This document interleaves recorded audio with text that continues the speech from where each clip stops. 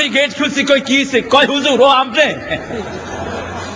আমি কি ভাবছ কি কম মনে করছি কোন জিয়াম্বি আবার কি ভাড়ায় কি করে ফেলায়। আচ্ছা, আমার নবী কি শিক্ষা দিলেন? মক্কা থেকে মদিনায় গেলেন, মক্কায় দুর্ভিক্ষ শুরু হলো। নবী ছিলেন যেখানে বরকত ছিল, মক্কায় দুর্ভিক্ষ শুরু হলো। 1.5 মাস পরে আবু সুফিয়ান চিঠি লিখলো, মুহাম্মদ সাল্লাল্লাহু, আমরা নেতারা বেয়াদবি করেছি, কিন্তু মক্কার অনেক লোকদের মধ্যে আপনার আত্মীয় স্বজনও আছে, সাধারণ মানুষ তো কোনো বেয়াদবি করে নাই। আপনি যাওয়ার পর থেকে মক্কায় কোনো খাবার নাই, পানিও নাই, মানুষ মাটি কামড়াচ্ছে পিপাসায়, মরা ওটের হাড্ডি খাচ্ছে মানুষ ক্ষুধার যন্ত্রণায়। ও মুহাম্মদ, আপনি মদিনা থেকে আমাদের জন্য রিলিফ পাঠান। সেই চিঠি হাতে করে বিশ্বনবী মসজিদে নববীর মেহরাবে বসে বললেন, ইয়া মাশারাল মদিনা, ও আমার মদিনাবাসী, আমার মক্কার লোকদের জন্য তোমরা ত্রাণ দাও। মদিনার লোকেরা দাঁড়িয়ে বলল, ইয়া রাসূলুল্লাহ সাল্লাল্লাহু আলাইহি সাল্লাম, কয়েকদিন আগে তো এই মক্কার লোকেরা আপনাকে পিটিয়ে বের করে দিয়েছে, সেই মক্কার লোকদের জন্য আপনি ত্রাণ চাচ্ছেন, আমাদের বুঝে আসে না। আল্লাহর হাবিব চোখের পানি ছেড়ে দিয়ে বললেন, ও আমার উম্মতেরা, আমার আল্লাহ আমার টাইটেল দিয়েছেন, ওয়া মা আরসালনাকা ইল্লা রাহমাতাল লিল আলামিন, সারা আলমের জন্য আমি রহমত। সাধারণ লোকের তো কোনো অপরাধ নাই, বিশ্বনবী নিজে দিলেন, সকল সাহাবায়ে কেরাম ত্রাণ দিলেন, সেই ত্রাণ সব বিশ্বনবী মক্কার লোকদের জন্য পাঠিয়ে দিয়েছেন। আলহামদুলিল্লাহ বলেন। আবার কোথাও বিশ্বনবী যখন আক্রমণের জন্য যেতেন, ফজরের সময় লোক পাঠাতেন, তিরমিজির বর্ণনা লোকদেরকে বলতেন, ওই এলাকায় যদি আজান হয় খবরদার আক্রমণ করো না, আজান হয় কিনা দেখো। বাংলাদেশের এমন একটা ইঞ্চি বাদ নাই যেখানে আজানের ধ্বনি নাই, ঠিক না বেঠিক? আবার জীবনে 82টা যুদ্ধ বিশ্বনবী চালনা করেছেন। কয়টা? 82। 27টা তিনি নিজে জিহাদের ময়দানে সেনাপতি ছিলেন। এই 82 যুদ্ধে একবারও বিশ্বনবী আগে আক্রমণ করেন নাই, তারা আক্রমণ করেছে, তাদেরকে দাওয়াত দিয়েছে, তারপরে আক্রমণ ফেরানোর জন্যই বিশ্বনবী আক্রমণ করেছেন। সুবহানাল্লাহ বলেন। সেই নবীর রহমানও বলেছেন, বিনা বিচারে কোন বিধর্মীকেও যদি কেউ হত্যা করে, সে জান্নাতে যাওয়া তো দূরের কথা, জান্নাতের ঘ্রাণও কোনদিন তার নাকে ঢুকবে না। আবার আমার নবী বলেছেন, কোন এলাকায় তোমরা বিজয় লাভ করলেও 5টা জিনিস নষ্ট করো না। কয়টা? জোরে বলেন কয়টা? স্থাপনাগুলো ভেঙে দিও না, ফলন্ত গাছগুলো কেটে ফেলো না, শিশুদেরকে মেরো না, মহিলাদের উপর আক্রমণ করো না, একটা বৃদ্ধের গায়েও আক্রমণ করো না। আল্লাহু আকবার। সেই নবীর দোহাই দিয়ে কত বাচ্চাকে দুনিয়া থেকে বিদায় করে দিয়েছে, দেয় নাই? আল্লাহ এগুলোকে হেদায়েত দান করুক, বলেন আমিন। বাইরের লোক থেকে আর বলে কি, একজনের সাক্ষাৎ দুলাভাই, ঠিক না বলেন? তার বাড়ি থেকে সব প্ল্যান হয়েছে। যুবলীগের যিনি সভাপতি, এই শয়তান, তার নাম ছিল গোলাম আজম। তার দাদা ছিলেন খুব নেককার, বড় আদর করে তার নাম রাখছিল গোলাম আজম। সে দেখলো যে গোলাম আজম তো এক শ্রেষ্ঠ আল্লাহর ওলি। আলহামদুলিল্লাহ বলেন। আমি এই ওলির নাম নিয়ে শয়তানি করি কেমনে? এফিডেভিট করে বানাইছে মির্জা আজম। আমাদের দেশ চিনল না। এই গত 2 বছর আগে এই সরকার ক্ষমতা আসার পর ইংল্যান্ডে সারা পৃথিবীর মুসলমান দেশ একটা সম্মেলন করে, সারা পৃথিবীর সব মুসলমান দেশ, 55টা দেশ। যেই হলে সম্মেলনটা হয়েছে, লন্ডনের সবচেয়ে দামি হল, ওই হলটার ভাড়া হলো এত কম, মাত্র একদিনে 24 লাখ। এত কম। এই হলে সারা পৃথিবীর 52টা দেশ থেকে ইসলামের ব্যক্তিত্বদেরকে দাওয়াত দেওয়া হয়। সেখানে চিফ গেস্ট ছিলেন বাংলাদেশের শ্রেষ্ঠ আল্লাহর ওলি গোলামে আজম। আল্লাহু আকবার। সৌদি আরবে গেলে আমাদের প্রাইম মিনিস্টারকে রিসিভ করে সেখানে সামান্য সচিব, আর এই গোলাম আজম গেলে ক্যাবিনেট মিনিস্টার এয়ারপোর্ট থেকে তাকে রিসিভ করে সম্মান দিয়ে নিয়ে যায়। আলহামদুলিল্লাহ বলেন। সারা সৌদিয়াতে, সারা মিডল ইস্টে আরবরা আমার সাথে বলে, আমি মিডল ইস্টে নামাজ পড়াই গেলে দুবাইতে, তারপরে শারজার বিভিন্ন জায়গাতে আমি গিয়েছি, তারা আমাকে জিজ্ঞেস করে, কাইফাল গোলাম, গোলাম কেমন আছে? আমি বললাম মানেন গোলাম, গোলাম কে? তো গোলামুল আজম। আল্লাহু আকবার। আমার অনেক রাত ওনার পাশে থাকার আল্লাহ তৌফিক দিয়েছেন। এমন রাত খুব কম যায় যে রাতে ঘন্টা সে ঘন্টা তাহাজ্জুদের সিজদায় তিনি চিৎকার করে কাঁদেন না। আব্বাস আলী খান মরহুম আপনাদের চট্টগ্রামে এসেছে, পটিয়ার এক মুহাদ্দিস ওনার পাশের রুমে রাতের বেলায় ছিলেন। সকালে এসে ওনার হাত ধরে তিনি কোরআনে আন্দোলনে শরীক হয়েছেন। পটিয়ার মুহাদ্দিস জিজ্ঞেস করেছে ইমাম সাহেবকে যে আমার পাশের রুমে কে ছিলেন? বলা হলো আপনার পাশের রুমে ছিলেন জামাত ইসলামের নায়েব আমির আব্বাস আলী খান। তিনি আস্তে করে গিয়ে বলছে, হুজুর অনেক বিরোধিতা করেছে, আমার মাফ করে দেন, আমাকে আপনার দলে শামিল করে নেন। আলহামদুলিল্লাহ বলেন।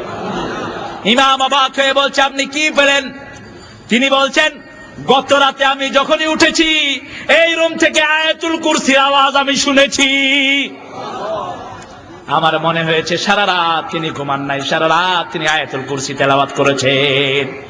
আমার নবী রাতের বেলায় কোরআন তেলাওয়াত করতেন, ঘুম ভেঙে গেলে আঙ্গুলটা এভাবে আকাশের দিকে তুলে বিশ্বনবী পড়তেন, ইন্না ফি খালকিস সামাওয়াতি ওয়াল আরদ ইখতিলাফিল লাইলি ওয়ান নাহারি লাআয়াতিন লিউলিল আলবাব আল্লাযীনা ইয়াযকুরুনাল্লাহা কিয়ামান ওয়া কুউদান ওয়া আলা জুনুবিহিম ওয়া ইয়াতাফাক্কারুনা ফি খালকিস সামাওয়াতি ওয়াল আরদ রব্বানা মা খালাকতা হাযা বাতিলা সুবহানাকা ফাকিনা আযাবান নার। বলেন আমিন।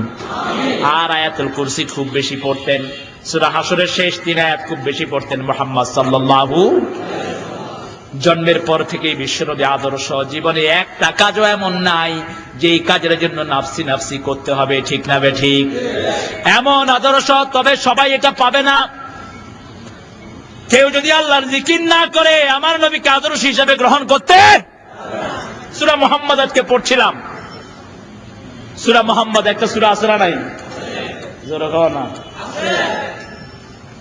সূরা মুহাম্মদের শুরু হয়েছে কিন্তু কাফেরদের কথা দিয়ে, আল্লাযীনা কাফারু ওয়া ইয়াসুদ্দুনা আন সাবিলিল্লাহ দাল্লা আ'মালুহুম। যারা কুফরি করে, আল্লাহর রাস্তা থেকে মানুষকে ফিরায়, তাদের সব আমল আল্লাহ বরবাদ করে দিয়েছেন। নাউযুবিল্লাহ বলেন। এখন যারা আল্লাহর আইন চায় না, এরা মুমিন না কাফের? কার ফতোয়া? চিৎকার করে বলেন কার? বিশ্বনবীর দল যারা করে না, এরা মুমিন না কাফের? কার ফতোয়া? ইমাম বুখারী আদাবুল মুফরাদের মধ্যে বলছেন, বাবুল গাই, বিদ্রোহীর অধ্যায়, একটা অধ্যায় তিনি এনেছেন। প্রথম হাদিসটাতে তিনি বলেছেন 6 কারণে বিনা হিসাবে মানুষ জাহান্নামী হবে। তার প্রথম কারণ হলো কেউ যদি কোরআনী আন্দোলন না করে। আমাদের মূল কারণ হলো কি আন্দোলন করব? জোরে বলেন। এই কোরআনের আলো।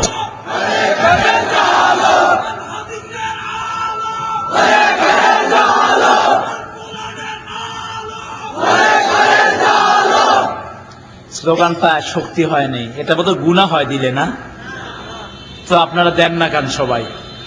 স্লোগানগুলো আমাদের কলিজা। আলহামদুলিল্লাহ বলেন। একটু একটু মহব্বতের সাথে দেন তো সবাই স্লোগান।